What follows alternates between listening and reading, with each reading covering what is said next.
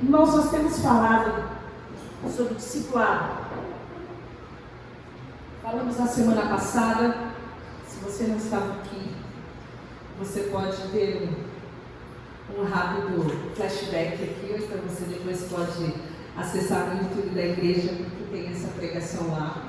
Mas nós cremos no discipulado não como um sistema organizacional de uma instituição. Não cremos no discipulado como sendo uma forma de crescimento apenas da igreja, mas a gente entende que o discipulado é uma ordem de Jesus. E essa ordem de Jesus está lá em Mateus 28, eu acho que a gente não tem o texto, né? Eu vou abrir aqui e vou ler para vocês. Mateus 28 fala o seguinte, irmão, se você tem Bíblia aí, quem trouxe Bíblia? Talvez a gente use a nossa Bíblia. Mateus 28 fala o seguinte, vou ler para vocês. Versículo 18, 19 a 20. Ide, portanto, fazei discípulos de todas as nações, batizando-os em nome do Pai e do Filho e do Espírito Santo, ensinando-os a guardar todas as coisas que vos tenho ordenado. E eis que estou convosco todos os dias até a consumação dos séculos. Isso foi uma ordem de Jesus. Jesus indo se despedindo dos seus discípulos, ele fala para os seus discípulos: vocês precisam ir por todo mundo. E não fala que a gente precisa ir por todo mundo enchendo igrejas. Não fala que a gente precisa ir por todo mundo fazendo com que as pessoas tenham um comportamento diferente e adequado.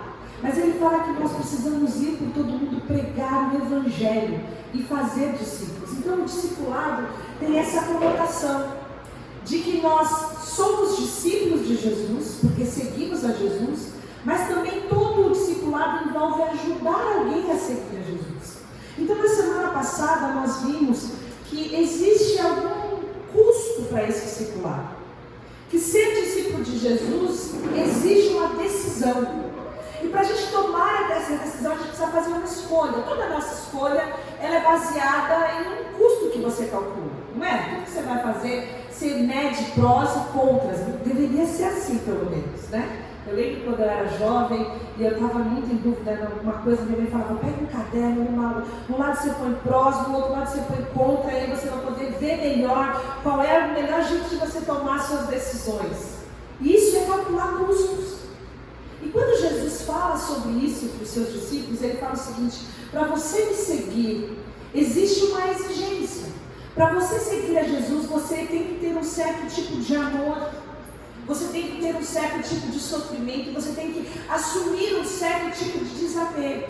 Isso está em Lucas 14, depois você pode ler melhor esses textos. Isso foi a pregação da semana passada, a gente não pode rever todo esse texto. Mas o texto fala: se você não estiver disposto a amar menos o seu pai, a sua mãe, os seus filhos, os seus irmãos, você não pode ser meu discípulo. Se você não estiver disposto a amar menos a você mesmo, você não pode ser meu discípulo. Olha, se você não estiver disposto a tomar a cruz, e apesar da gente lembrar da cruz de Jesus hoje com uma alegria imensurável, quando aquele povo ouvia falar de cruz, Jesus ainda não tinha sido crucificado nem ressurreto, eles estavam falando de sofrimento, eles estavam falando de dor, eles estavam falando de humilhação, de perseguição, de hostilidade. Então Jesus fala: se você não estiver disposto a sofrer a hostilidade desse mundo, se você não estiver disposto a se levantar contra a cultura desse mundo, se você não estiver disposto a se posicionar nesse mundo, você não pode ser meu discípulo. Isso vai exigir um certo tipo de sofrimento. E é interessante porque a palavra fala que se o mundo odeia a gente precisa lembrar que primeiro o mundo odiou Jesus. Isso está lá em João 15, 18 e 19. Que o mundo deve nos odiar porque a gente já não faz mais parte dele. Ou seja, isso implica um certo tipo de sofrimento. Em alguns momentos a nossa fala vai destoar daquilo que o mundo fala. E se não destoa, a gente precisa entender se a gente está vivo, se a gente está morto, se a gente já saiu do mundo. Porque o peixe, quando vai junto com a maré, ele já está morto. E também envolve um certo tipo de desapego. Porque a palavra fala: se você não pode renunciar tudo o que você tem, você não pode ser meu discípulo. E quando Deus fala isso, Ele fala com ele fala de cátedra, ele fala com propriedade, porque ele deu o que ele tinha de mais importante para nós, que é o seu filho.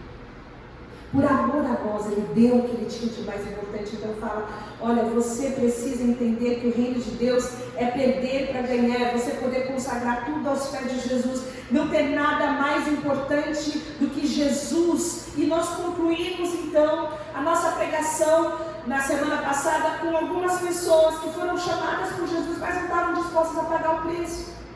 Eles não estavam dispostos a abrir mão de tudo que eles tinham, não estavam dispostos a dar tudo que tinha aos pobres porque era muito dinheiro, não estavam dispostos a deixar de se despedir dos seus familiares, eles não estavam dispostos a abrir mão da sua herança e dos recursos financeiros, eles preferiam ficar junto com o pai para garantir a sua grana. Então a gente viu que algumas pessoas que uma vez chamadas por Jesus não estavam dispostas a sofrer um certo tipo de sofrimento, ter um desapego, não estavam dispostas a amar da maneira correta, eles não podiam ser chamados discípulos. E a gente quer então continuar daqui por diante, porque existiram alguns discípulos que ao ouvir o chamado de Jesus, disseram sim para Jesus. E eu quero convidar você a abrir em João 1. Você tem seu celular, desativa esse WhatsApp aí, que só vai ter coisa falando do mundo do Bolsonaro hoje. Não precisa para nada agora, só mais tarde. Vamos ler o versículo juntos aqui.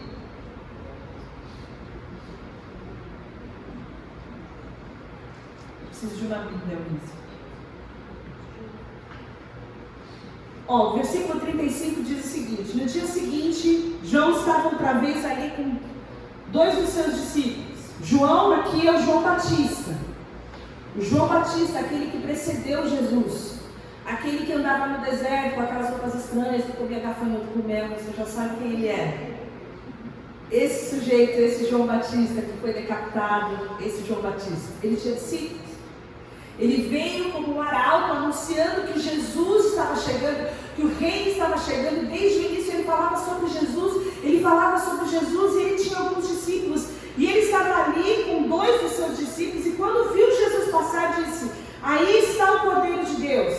Quando os 2 discípulos de João ouviram isso, saíram seguindo a Jesus. Então Jesus olhou para trás, viu que eles o seguiam e perguntou: o que é que vocês estão procurando? Eles responderam: Rabi, aonde é que o Senhor mora? E Rabi quer dizer mestre. E venham ver, disse Jesus. Então eles foram, viram onde Jesus estava morando e ficaram com ele o resto daquele dia. Isso aconteceu mais ou menos às 4 horas da tarde. Nós vimos que em algum momento alguns homens foram chamados para seguir Jesus, mas eles não foram aprovados, eles não seguiram Jesus. Aqui em João, no primeiro capítulo, a gente tem o chamado de alguns que seriam aqueles 12. E os primeiros deles foram esses que já seguiam João Batista. E é muito interessante porque os discípulos de João, quando viram Jesus, seguiram a Jesus. E é interessante que esse é o grande desafio e a finalidade do discípulo, que a pessoa olhe para nós, veja Jesus e queira seguir Jesus. João trabalhava para que as pessoas pudessem seguir a Jesus. E o reino de Deus é sobre isso. A gente fala isso aqui há muitos anos, não é sobre nós, não é sobre os nossos acertos, não é sobre o nome da graça e paz, o reino é sobre Jesus. E na nossa caminhada nós precisamos viver como João Batista, de modo a apontar Jesus. Que as pessoas cheguem e vejam em nós Jesus e falam: eu quero segui-lo, eu quero seguir a Jesus. E esses discípulos de João estavam ouvindo tanto falar de Jesus, ouvindo o testemunho de João, que quando viram Jesus, seguiram a Jesus. E essa deve ser a nossa vida. Viver uma vida com um testemunho tão grande que as pessoas também queiram seguir a Jesus. Às vezes as pessoas pregam de um modo a apontar a instituição. E a gente teve um claro divisor de águas agora na pandemia, quando as igrejas se fecharam. Então quem seguia a instituição, quem seguia a organização, ficou perdido. Algumas pessoas cresceram, avançaram espiritualmente, porque conhecendo Jesus, elas tinham que preparar sua própria comida, elas tinham que buscar intencionalmente o Senhor todos os dias, ouvir a voz de Deus. Elas não podiam se esconder atrás da máscara da religiosidade, de apenas participar de cultos semanalmente. Elas tinham que viver o Evangelho de modo efetivo, real. Não tem mais como me esconder, eu sigo a Jesus ou não. Outros que buscavam apenas seguir a uma religiosidade se perderam. Aqueles que dependiam da igreja para seguir a Jesus desses meses ou procuraram outras igrejas abertas, enquanto outras estavam fechadas, ou se perderam.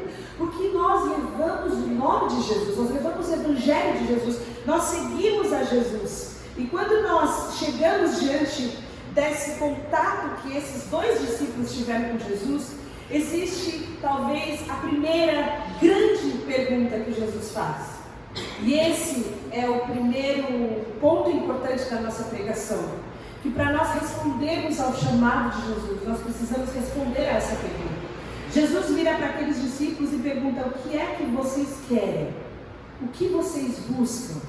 O que é que vocês estão procurando? Como nós temos falado nas últimas pregações e reunião entre as mulheres, qual é a sua fome? Qual é a sua sede? O que é que você está procurando? Qual é o seu real desejo? Nós não temos como seguir a Jesus sem responder essa pergunta. O que nós estamos buscando? Porque nós somos a soma da nossa fome, nós somos o que nós desejamos. Nós caminhamos em direção àquilo que nós amamos. Onde está o nosso tesouro, aí está o nosso coração. Os nossos desejos nos movem. Nós caminhamos em direção àquilo que nós buscamos. O que nós buscamos quando buscamos Jesus? Na semana passada nós fizemos uma diferenciação entre a multidão e os discípulos de Jesus. Porque a multidão não tinha nenhum comprometimento com Jesus, mas a multidão queria cura. A multidão queria casa própria, queria marido próprio. A multidão queria comida, queria peixe, queria pão. E quando nós já chegamos a Jesus, nós precisamos entender o que nós buscamos. O que nós queremos? Foi a pergunta que Jesus fez para aqueles discípulos. Nós estamos chegando diante de Jesus para quê? Para que a gente se reúne? Para que a gente ora? Para que a gente lê a palavra? Para que a gente adora? Para quê? Por quê? O que nós estamos buscando? Porque isso vai definir em que categoria nós nos encontramos a seguir Jesus. Se nós só queremos coisas materiais, se nós só queremos sugar, se nós só queremos receber, se nós estamos nos relacionando com o consumo, ou se nós queremos de fato seguir a Jesus, pagar o preço por Jesus, morrer por Jesus, viver por Jesus. Esse é um grande diferente, é um grande diferencial. Nessa semana eu estava conversando com uma pessoa que falou que uma amiga que tinha sido abandonada pelo marido precisava urgentemente ir para a igreja. Por que ela precisa ir para a igreja? Porque ela precisa consumir algo que traga paz. Da mesma forma que ela precisa ir para a igreja, ela pode precisar de macumba, ela pode ir para um psicólogo, ela pode tomar um remédio de depressão, ela pode... Porque o que ela quer não é seguir e servir a Jesus. Ela quer que os seus problemas sejam resolvidos, ela quer receber algo. Ela quer um relacionamento de multidão com Jesus. E Jesus então pergunta para aqueles discípulos: o que vocês querem? O discípulo que ouve de Jesus pode vir junto comigo, mas o Filho do Homem não tem de reclinar essa cabeça. Pode me seguir, mas no mundo vocês vão ter aflição, vocês vão precisar de bom ânimo. Pode vir junto, mas vocês vão precisar renunciar a tudo que vocês têm. Pode vir, mas vocês vão ter um certo tipo de sofrimento na vida de vocês. Vocês estão prontos a sofrer hostilidade? Vocês estão prontos? Vocês estão prontos para me amar acima de todas as coisas, de todo o coração, com toda a força, com todo o entendimento? O que vocês buscam?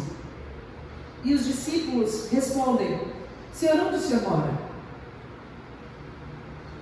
Porque provavelmente eles não sabiam responder, eles tinham que passar um pouco mais de tempo com Jesus para poder descobrir essa resposta. E Jesus pergunta justamente para que eles possam entender o que eles buscam, porque Jesus conhece o nosso coração. Jesus conhece a nossa busca, Jesus conhece a nossa sede, Jesus sabe o que a gente quer, Jesus sabe o que a gente busca, mas ao caminhar com Jesus, ao conhecer mais Jesus, nós vamos compreendendo qual é a nossa real busca para que a gente confronte com o amor supremo a Jesus e esteja então disposto a vender tudo que a gente tem para comprar o campo que tem a pérola de grande valor, que é Jesus, nosso maior amor. Então a primeira pergunta é: o que nós buscamos? Porque conhecendo a Jesus, a nossa busca pode ser revelada. Ninguém conhece o nosso coração como Ele. Nós estamos então recebendo um novo amor. Um novo coração. Um coração onde Deus é o primeiro, onde Deus é o centro de todas as coisas, onde tem a primazia. Então a primeira coisa que nós precisamos ao sermos chamados por Jesus é responder o que nós buscamos. Você sabe o que você busca? Você sabe qual é a sua maior fome, qual é a sua maior sede, qual é o seu maior desejo hoje? O que você busca? A segunda coisa que nós vamos ver está no versículo 40 a 42. Então André, irmão de Simão Pedro, era um dos dois que tinha ouvido o que João dissera. Um daqueles dois que já seguiu João Batista, ouviu o que Jesus disse e agora ele foi procurar o irmão Simão. E ele encontra Simão, seu irmão, e ele disse: achamos o Messias, isso é o Cristo. E o levou a Jesus. E Jesus olhou para ele e disse: você é Simão, filho de João, será chamado Cefas, que significa Pedro. Eu acho que pode voltar um. Volta mais um. Isso. Esse é o texto. Tá? Vocês leram esse texto? Pode passar? A terceira coisa que a gente vê é que quando Deus nos chama, Ele nos transforma. Aqui é o primeiro encontro de Jesus com Pedro. Pedro, que apesar de ser o grande apóstolo de Jesus, a gente conhece um pouco do comportamento de Pedro. A gente lê o Evangelho e vê que Pedro era estável, que Pedro era nervosinho, que Pedro era aquele cara que falava demais, que se colocava demais, que estava sempre na frente dos outros. Ele era emotivo, ele era passional. E nesse momento, Jesus conhecia Pedro. Pedro não conhecia Jesus, mas Jesus conhecia Pedro. E o Pedro era então chamado Simão. E Simão tinha toda essa conotação de estável. E aí, quando Jesus olha para ele, ele não vê Simão, ele vê Pedro. E ele fala: o seu nome é Pedro, seu nome é pedra, seu nome é firmeza. E eu fiquei pensando ontem, enquanto eu lia esse texto, quanto tempo demorou desse primeiro encontro com o Pedro e Simão até que ele fosse pedra. Foram 3 anos lá que Jesus foi a camisa com Pedro. Mas quando Jesus olha para Simão, ele vê Pedro. E quando ele olha para nós, apesar da gente só ver barro, ele já vê vaso. E Deus não nos chama pelo que nós somos, Deus nos chama pelo que havemos de ser. Porque a obra de Deus é completa e é perfeita. E quando Ele nos chama sabendo que Ele vai nos aperfeiçoar e que nada vai impedir de nós sermos aquilo que Ele deseja que nós sejamos. Então, quando Deus olha para Simão, Ele vê pedra. E ele não tinha consciência de como o Senhor o conhecia, como o Senhor conhecia a personalidade dele, como ele falava impulsivamente. Mas depois de tantos anos, ele pôde ouvir de Jesus: porque você é pedra, sobre essa pedra eu edificarei a minha igreja. Mas desde o momento em que Jesus olhou para Pedro, ele já sabia que ele seria o grande apóstolo, o cara que seria aquele que pregaria e 3.000 pessoas seriam convertidas, que seria cheio do Espírito Santo. No meio desse caminho ele arrancou a orelha de um, ele negou Jesus, ele queria a preeminência em primeiro lugar, ele deu umas aprontadas, mas quando Deus olha para ele, ele vê pedra. Você consegue entender como Deus nos olha quando Ele nos chama? Ele não nos chama pelo que nós somos, Ele nos chama porque Ele sabe o que Ele pode gerar em nós. Então, nós precisamos entender que Deus, por sua graça, Ele vai completar toda a obra que Ele começou em nós. Quem te chama pelo teu passado é o Satanás. Quem te define pelos teus erros é o acusador, é o mundo. Jesus nos chama por aquilo que nós haveremos de ser em Cristo, movidos pelo Espírito Santo. A obra de Deus nas nossas vidas é completa. A obra de Deus não nos define somente pelo que nós fomos um dia, mas pelo que nós seremos nele, glorificados nele. Então chega a quarta coisa, que é o grande convite, que está lá em João 1,43. No dia seguinte, Jesus decidiu partir para Galiléia. Quando ele encontrou Felipe, ele disse: siga-me. Siga-me. E essa é a essência do discipulado. Pode passar para mim, por favor. com a palavra seguidores e seguir do que nunca, não é verdade? A palavra seguir, há 10 anos atrás, tinha para nós uma conotação diferente do que tem hoje. A maioria das pessoas que tem uma rede social como o Instagram, sabe o que significa seguir? Pelo menos no Instagram. Você vai escolher algumas pessoas que te interessam, que tem um conteúdo que te interessa, que tem algo que te agrega. A fala daquelas pessoas tem uma identificação com a sua fala. Parece com você em alguma coisa, em algum momento aquela página que você viu te interessou e você passa a seguir. E aí, a gente segue algumas pessoas por obrigação, né? A gente segue outras pessoas porque a gente acha interessante. E algumas pessoas a gente segue há um tempo atrás e de repente começa a ver que o conteúdo daquela página mudou, que a pessoa, o que a gente faz? A gente deixa de seguir. Se é gente que a gente não pode deixar de seguir, a gente faz o quê? A gente silencia, deixa a pessoa lá, mas a gente não está seguindo. A gente finge que segue, mas a gente não está seguindo nada. E quantas vezes a gente faz isso com Jesus também? Em algum momento, aquela fala do Evangelho fez sentido para nós e a gente passa a seguir. Maravilhoso! Olha, vocês vão ter um ano maravilhoso. Olha, Jesus posta uma história para quem tiver sede, pode vir e beber, nunca mais vai ter a sede. Like, coraçãozinho, palminha, lindo. Gostei desse negócio de Jesus. Jesus fala, olha, eu vou te dar uma paz que não dá like, maravilhoso. Se Jesus falou, vamos compartilhar esse negócio, sai compartilhando.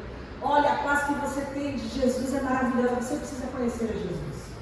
Mas aí, começando nesse momento, quando você se torna mais íntimo, Jesus manda uma palavra como mandou para aquela mulher, olha, vai lá chamar teu marido. Porque esse cinto que você tem aí, esse último aí não é teu. Você silencia. Aí você ouve Jesus falando, olha, vai não peques mais, você silencia. Olha, se você não pode renunciar tudo que você tem, você silencia. Até que você ouve, olha, os perversos não vão herdar o reino, nem os alcoólatras, nem os homossexuais, e nem os trapaceiros, e nem os idólatras, e nem os imorais. Ah, eu vou deixar de seguir. Tá ficando aberta, eu não quero seguir mais. Porque a nossa relação com Deus é uma relação de consumo, de oportunismo. Enquanto está bom para a gente segue. Quando não está bom mais, a gente silencia. Por isso que é importante a gente entender que há um alto preço para seguir Jesus. Existe algo que precisa ser calculado, porque como um consumidor da igreja, aquele que se senta e precisa que as coisas fluam perfeitamente, que a igreja possa responder a todos os seus anseios, que a igreja possa ter um ambiente agradável, que nada do que seja falado possa interferir negativamente na minha vida, porque se isso acontecer, eu simplesmente deixo de seguir. Afinal de contas, eu estou ali para ser servido, eu não estou ali para influenciar, para trazer diferença, para agregar, para acrescentar, para ser um agente transformador. Eu estou ali para consumir, então é fácil só deixar de seguir. Quando Jesus nos chama para segui-lo. E para segui-lo nós precisamos calcular os custos.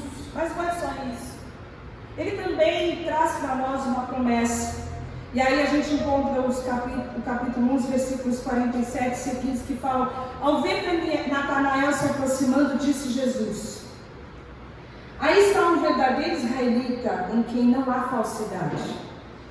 Perguntou Natanael: de onde me conheces? Jesus respondeu: eu ouvi quando você ainda estava debaixo da figueira, antes de Filipe o chamar. Então Natanael declarou: mestre, tu és o Filho de Deus, tu és o Rei de Israel. Jesus disse: você crê porque eu disse que o vi debaixo da figueira? Você verá coisas maiores do que essa.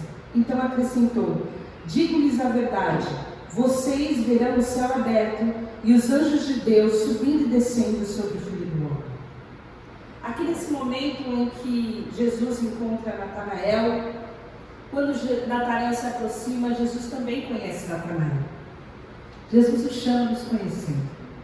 E Jesus fala sobre Natanael que ele é um verdadeiro israelita, ele é um cara que não é falso, ele é um cara honesto, é um cara sincero, é um cara sem máscara, é um cara que se apresenta como ele é. E nesse momento tem uma conversa que a gente não entende nada.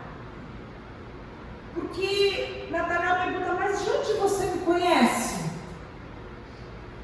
E Jesus fala: olha, antes do Filipe te chamar, eu te vi embaixo da figueira. E a gente não sabe o que ele estava fazendo embaixo da figueira. A figueira daquela época era um lugar de meditação, porque era uma árvore muito frondosa, muito grande, com folhas imensas. Então as pessoas costumavam sentar ali para refletir, para orar, para um momento de refrigério, de meditação. É só o que a gente sabe. Mas o que ele pensava, o que ele sofria, você estava pensando algo positivo, você estava pensando algo negativo, o que Jesus viu embaixo da figueira, ninguém sabe. E há uma certeza que nós vemos no chamado de cada um desses discípulos, que Ele nos conhece. Nós precisamos descansar nisso. Porque por muitas vezes o Evangelho é pregado de uma forma a nós nos modificarmos e adequarmos o nosso comportamento. E muitas vezes, por causa da religiosidade, a gente vai se transformando em um comportamento robotizado. Quantas pessoas se tornam hipócritas porque precisam mostrar algo que não são, ou que ainda não são, mas que efetivamente não são. E jamais pregaremos isso nessa comunidade. Também como não pregaremos que podemos ficar confortáveis no pecado, porque essa não é a verdade do Evangelho. Deus quer nos transformar, mas Ele nos conhece como somos quando nos chama. E havia essa verdade sendo revelada continuamente em cada um dos chamados dessas pessoas, desses discípulos. E essa é a verdade que encontramos quando Jesus chama Natanael. Ele nos conhece, Ele nos vê em nossas figueiras. Jesus nos vê nas nossas conversas no travesseiro. Jesus nos vê quando nós andamos angustiados, quando nós não sabemos qual decisão tomar, quando nós estamos entristecidos, quando nós estamos magoados, ofendidos, quando estamos desanimados, quando queremos entregar os pontos. Jesus nos vê, Jesus nos conhece. E esse é o grande chamado do Evangelho, para um conhecimento e relacionamento. Porque as coisas que nós não pronunciamos, que ninguém sabe, que às vezes a gente não fala para os nossos melhores amigos, para o nosso cônjuge, para o nosso pai, para a nossa mãe, Jesus conhece. E é lindo quando nós vemos, pode passar por favor, em Romanos 8, versículo 28 a 29, fala: sabemos que Deus age em todas as coisas para o bem daqueles que o amam, dos que foram chamados de acordo com o seu propósito. Pois aqueles que de antemão conheceu, também os predestinou para serem conformes à imagem de seu Filho, a fim de que ele seja o primogênito entre muitos irmãos. E aos que predestinou também chamou, e aos que chamou também justificou, e aos que justificou também glorificou. Deus age em todas as coisas para o nosso bem. O texto fala que Ele nos conhece antes de todas as coisas. Antes de nos chamar, Ele nos conhece. Antes de nos chamar para sermos conforme o Filho, conforme Jesus, Ele nos conhece. E quando Ele nos chama, irmãos, a continuidade do texto fala que Ele nos chama porque Ele deu um destino para nós de antemão. Ele te chama porque antes dele te chamar, Ele já tinha te escolhido para você ser dele. Então Ele te chama. Mas eu venho assim todo capenga, eu venho tão Simão, mas Ele te vê pedra. E o texto fala que Ele te justifica. E não só isso, Ele nos justificou e Ele nos glorificou. A obra de Deus nas nossas vidas é completa, irmãos. Nós podemos ser quem somos, desde que estejamos dispostos a sermos transformados por Ele. Esse é o grande chamado. Ele nos chama mesmo nos conhecendo para uma jornada onde nós podemos conhecê-lo. E essa jornada dos discípulos foi intensa. Foi uma jornada de 3 anos, dormindo e acordando junto, e vendo milagres e prodígios, e cada hora era uma novidade, e eles foram sendo transformados, de forma que depois de 3 anos eles estavam prontos para impactar o mundo, até que o Evangelho chegasse a nós. Mas começou com homens e mulheres como eu e você, que estavam dispostos a ouvir o chamado de Jesus e se apresentar com honestidade, verdadeiros, sem falsidade diante de Deus, sabendo que Ele poderia nos transformar. Então Jesus disse: porque você crê, Fala para ele, pode passar por favor, Vini. Você crê porque eu disse que eu o vi debaixo da figueira? Você vai ver coisas maiores do que essa. Quando Natanael ouve o que Jesus fala, ele fala, você verdadeiramente é o Filho de Deus. Eu não sei o que rolou debaixo daquela figueira, mas aquilo trouxe um impacto tão violento na vida dele, que ele pronunciou no primeiro contato com Jesus, que ele é o Cristo. E aí Jesus fala, por causa disso que você crê? Porque eu sei disso. E aí ele conclui dizendo, eu vou dizer a verdade. Vocês vão ver o céu aberto e os anjos de Deus subindo e descendo sobre o Filho do Homem. E essa cena do céu aberto, de uma escada que chega até o céu, e os anjos subindo e descendo, um verdadeiro israelita saberia que ele está falando de Betel, ele está falando de Jacó. Isso é Betel, isso é Jacó, isso é casa de Deus. É isso que eu vou ver. Se eu andar junto com Jesus, é isso que eu vou ver, é a glória de Deus que eu vou ver. E para que você possa entender, porque eventualmente pode ser que você nunca tenha lido esse texto, eu trouxe para você Gênesis 28, e diz o seguinte, está falando de Jacó, tá? Chegando a um determinado lugar, Jacó parou para pernoitar, porque o sol já havia se posto. Tomaram umas pedras dali, usou-a como um travesseiro e deitou-se. E teve um sonho, no qual viu uma escada apoiada na terra e o seu topo alcançava os céus. E os anjos de Deus subiam e desciam por ela. Ao lado dele estava o Senhor, e ele disse, eu sou o Senhor, o Deus do seu pai Abraão e o Deus de Isaque. Darei a você e aos seus descendentes a terra na qual você está deitado. Seus descendentes serão como o pó da terra, se espalharão para todo o oeste, para todo o leste, para todo o norte, para todo o sul.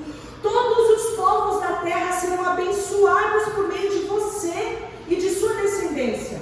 Estou com você e cuidarei de você onde quer que vá. Eu o trarei de volta a essa terra. Não o deixarei enquanto não fizer o que eu prometi. Então Jacó acordou do sono e disse, sem dúvida o Senhor está nesse lugar, mas eu não sabia. Teve medo e disse, temível é esse lugar, não é outro senão a casa de Deus, essa é a porta dos céus. Na manhã seguinte, Jacó pegou a pedra que tinha usado como travesseiro, colocou de pé como uma coluna, derramou óleo sobre o seu topo e deu o nome de Betel àquele lugar, embora a cidade anteriormente se chamasse Luz. Esse foi o encontro que Jacó teve com Deus, onde havia inúmeras promessas, e entre essas promessas é que toda a terra seria cheia da sua descendência. De que haveria uma multiplicação e bênção sem tamanho sobre a vida dele, através desse contato, através dessa bênção que viria de Deus sobre a vida dele. E quando Jesus chama Natanael, ele chama a todos os seus discípulos e fala, olha, vocês vão ver os anjos subindo e descendo, vocês vão ver os céus abertos, vocês vão experimentar o que é viver em Betel, o que é viver na casa de Deus, vão experimentar o que é ter contato com o sobrenatural, vocês vão ver a manifestação da glória de Deus. E esse é também o nosso chamado, irmãos. Nós também fomos chamados para experimentar essa gloriosa presença de Deus, ter sempre a convicção de que o Senhor está nesse lugar, e aonde nós estamos com Deus e Deus conosco, o céu está aberto. Nós não estamos aqui para viver de uma forma natural apenas, nós somos chamados para viver com a dimensão dos céus abertos, da glória de Deus manifestada, da grandiosa presença do Senhor. E isso só vem através do conhecimento de Deus. Ele iria experimentar, Natanael e todos os discípulos, essa glória a partir do momento que ele se envolvesse com intimidade com o Senhor. Irmãos, apesar do Senhor nos conhecer, tem um texto em 1 Coríntios 13, versículo 12, que fala o seguinte: agora, pois, vemos apenas como um reflexo obscuro, como em um espelho, mas então veremos face a face. Agora conheço em parte, então conhecerei plenamente, da mesma forma como plenamente eu sou conhecido. A intimidade é uma via de duas mãos. O Senhor nos conhece, mas nós conhecemos o Senhor. O Senhor está dedicado a ter um relacionamento conosco quando Ele nos chama, mas nós estamos dedicados a ter um relacionamento com Ele, a conhecê-lo, a vê-lo plenamente como Ele é. Essa é a promessa, esse é o chamado. Nós somos chamados para um relacionamento. Nós somos chamados para, em Deus, responder a grande pergunta do que nós buscamos. E aí nós podemos, por causa da nossa intensidade com Jesus, dizer: nós queremos buscar o Cristo, Filho de Deus. Nós queremos vê-lo face a face, nós queremos ver como Ele é, nós queremos viver com o céu aberto, nós queremos saber que os anjos estão subindo e descendo, que há promessa, que há algo novo, que existe algo espiritual de Deus sendo lançado sobre as nossas vidas todos os dias, que os anjos levam as nossas orações, os nossos clamores, as nossas súplicas, as nossas angústias, há um movimento espiritual nas nossas vidas. Esse é o chamado, é para esse o relacionamento que nós fomos chamados, para vivermos como discípulos. Não é para nós preenchermos algumas cadeiras, nem preenchermos alguns espaços vazios na nossa semana, mas para termos uma intimidade com o Senhor. Nós não fomos chamados para sermos cristãos nem crentes, nós somos chamados para sermos e fazermos discípulos de Jesus. E eu quero orar com você nessa manhã, para que você possa responder esse chamado, para que em Cristo você possa responder essa pergunta, para que você possa afirmativamente ter a certeza de que Cristo te vê como Ele quer que você seja. Há um padrão que é Cristo, e há um movimento do Espírito Santo que se chama fruto sendo gerado em nós, nos transformando diariamente a imagem de Cristo, de forma que o Espírito Santo quer gerar em nós paz quando nós temos angústia, quando nós estamos ansiosos. Ele quer gerar amor quando nós odiamos, quando nós ressentimos. Ele quer gerar alegria quando nós estamos tristes e deprimidos. Ele quer gerar bondade quando a gente está querendo fazer a bondade mesmo.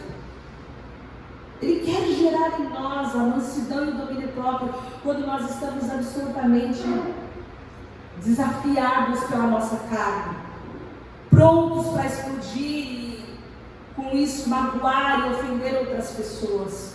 O Espírito Santo está em nós nos transformando. E Deus nos conhece pelo que nós havemos de ser. Ele nos chamou, Ele nos justificou, Ele nos glorificou. Eu quero que você entenda isso, que você se posicione diante de Deus, para que Ele possa olhar para você e falar: você é firmeza, você não é estável, você é belo, porque a obra de Deus é completa. Deus é poderoso para fazer tudo infinitamente mais, abundantemente além do que nós pedimos ou pensamos. É poderoso para fazer na nossa vida, é poderoso para fazer na vida dos nossos cônjuges, é poderoso para fazer na vida dos nossos filhos, é poderoso para fazer na vida dos nossos amigos. Deus é poderoso e Ele nos chama para fazer parte desse movimento de discipulado, de amor, de entrega e de comunhão. Vamos orar. Senhor, nós te agradecemos pela Tua palavra, te agradecemos porque não fomos nós que te escolhemos, mas foi o Senhor quem nos escolheu.